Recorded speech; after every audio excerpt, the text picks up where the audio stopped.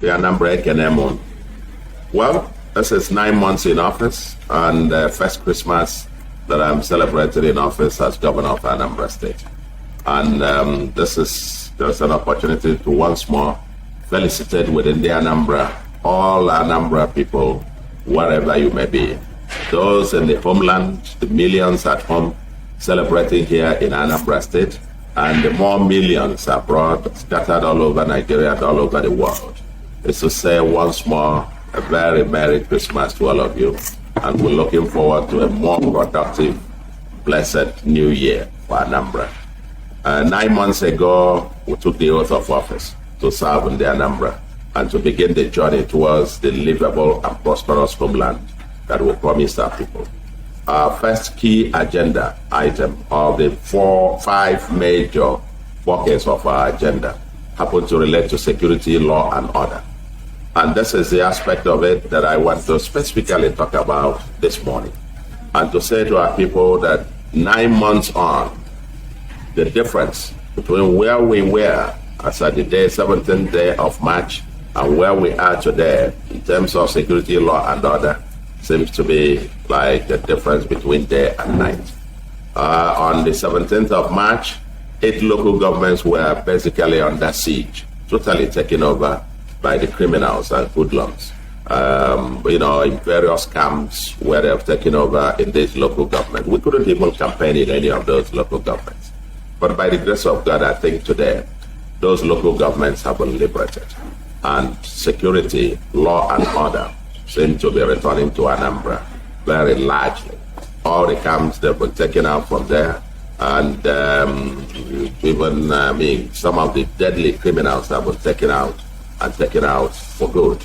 Several of them have fled the city, and some who are still there, I think their infrastructure totally and severely degraded. I think now, a few days ago, we had over 80-something of these Arboro, the house, harassing people around Obiwek and the environs, taken out in custody to be prosecuted, probably jailed. And we're trying to keep our streets safe from the touts, from the criminals. And I think so far, so good. They're not totally out. Of course, you will never have a crime-free society. But as far as I can tell, Anambra, I don't know any state in Nigeria that is safer than Anambra today. And I think in the Anambra, I want to commend all of you, commend all the stakeholders in the Anambra project, the citizens, the ordinary citizens, who hearken to our call that if you see something, say something. I commend our youths who are taking the destiny of this state in their hands. Our women, our men who were defying all the criminals and so on. 2 weeks ago, one criminal in faraway Finland also declared 5 days sit at home. But Anambra people defy that. And I think not one single day was observed in those. Thousands of our people return for Christmas. And that's why the streets are all busy. The usual traffic jams all over the place. But I also want to commend our special forces, task forces that we set up to ensure free flow of traffic. And I understand that in recent decades or so, this is the Christmas that you have the freest in terms of traffic flow in Anambra. I saw the videos of the head bridge and the traffic flow there. People were manning the place 24/7. And the other locations, high flat points in Anambra, Nobi, Globia, Okam, Apagana, and so on and so forth, 33 areas and so on. People trying to ensure that our people can move freely. I want to commend our youth, the Road Traffic Management Agency, the Ocha Brigade, vigilante services, and the Anambra youths, the volunteers who have offered to serve our people, just to keep our streets clear of the hoodlums and restore law and order. But more specifically, on this occasion, I want to use this occasion to specially appreciate the law enforcement agencies. The law enforcement agencies, the Nigerian Police, the Nigerian Army, the Navy, the Department of State Security, DSS, the Civil Defense, and of course, a very gallant Anambra Vigilante Service, and so on. And all the enforcement teams, the ANGE, the Ocha Brigade, the Road Traffic Management Agency, and so on and so forth, and all the volunteers, and all in the Anambra who have risen up to the occasion, either helping to organize the local vigilantes, funding them, providing logistics, who have donated to the Security Trust Fund, and so on and so forth, and those who are helping in whatever way to make sure that we have a safer homeland. We set out to take back our homeland from the hoodlums. And all I can say, so far, so good. But there's still work to be done. The road ahead still challenging, and all hands must continue to be on deck. Like I said, we appreciate deeply the commitment, professionalism, and dedication of all the security agencies, the Army, the Police, the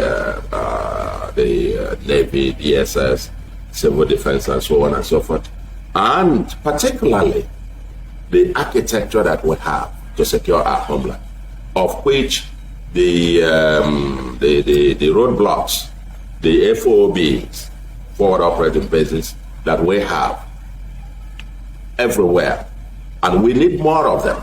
They have been very, very critical in restoring the peace and order and security that we enjoyed so far. We would need even more of those in coming days, weeks, and months, not less.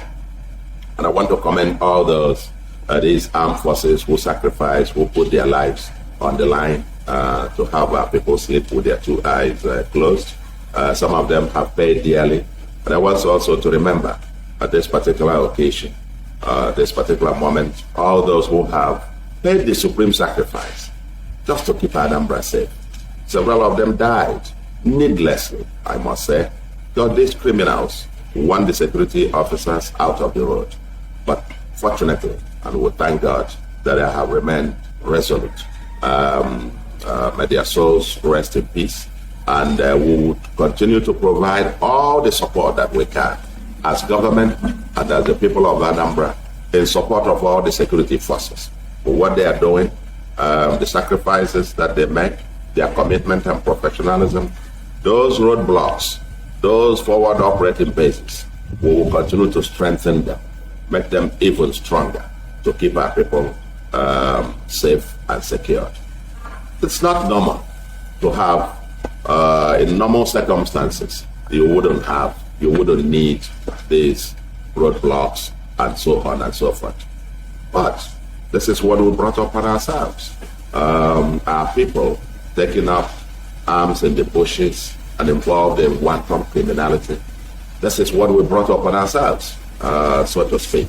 But we now need, since they have decided to operate in abnormal way, we need abnormal solutions, as it were, not always the most convenient, but the most effective in the circumstance.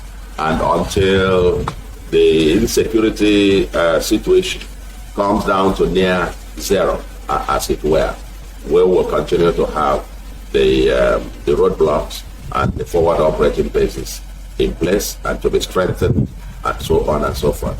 So I want to thank everyone who has been involved in this, in the Anambra particularly. Everyone has a role to play on the road ahead. If you see something, say something. If you say something, do something. The youth must rise and take our destiny in our hands. Your future is on the line. It is your future that we are keeping awake every day to secure. The future of our youth, your own children, and your grandchildren. And we use this opportunity again to appeal to those in the bush, in the forests, the criminals out there, because they are nothing but criminals. They are kidnappers and criminals. Come out.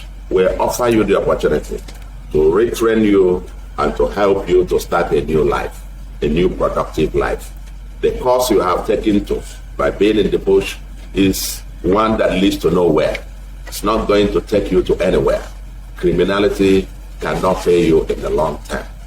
And therefore, we don't want to lose, pains to lose this, see these young youths, wasting away. You have a future. And this government is prepared to work with you to give you a new future so that Anambra, the light of the nation, will continue to shine. Once more, I thank all of you in the Anambra. Thank our partners in progress. Thank all the security forces for their gallantry, professionalism, and dedication and commitment to seeing the Anambra sleep with their two eyes closed. Our journey to a livable and prosperous homeland is on course. And in the days ahead and months ahead, we will be giving you a first, if you like, an interim progress report. Maybe when we have the next 3 months when we celebrate the first year in office, we'll give you an interim progress report. But we are on course. Thank you very much.